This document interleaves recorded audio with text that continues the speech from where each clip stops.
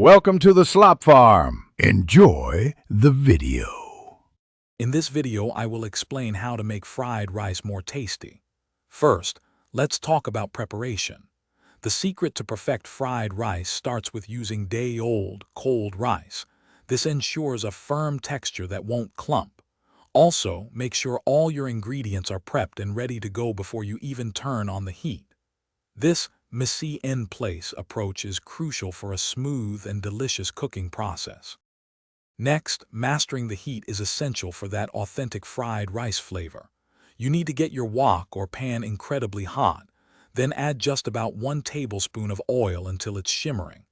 This high heat allows ingredients to sear quickly, developing a rich, smoky flavor. Remember to cook in small batches. Overcrowding the pan will lower the temperature and steam your food, which we want to avoid. Now, let's talk about building those incredible layers of flavor. Start by sautéing aromatics like minced garlic and fresh ginger until fragrant. Then, introduce savory sauces such as soy sauce, oyster sauce, or even a touch of fish sauce for a deep umami punch. These ingredients are key to transforming simple rice into a flavorful masterpiece. A small dash of toasted sesame oil right at the end adds a wonderful aromatic finish.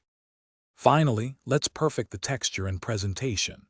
Keep your stir-frying quick and continuous to ensure the rice remains light and fluffy, not mushy.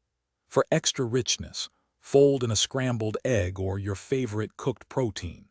A vibrant garnish of fresh green onions or cilantro not only adds a pop of color, but also a refreshing counterpoint to the savory flavors.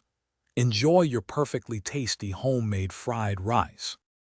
Thanks for watching. Consider subscribing if we helped you today.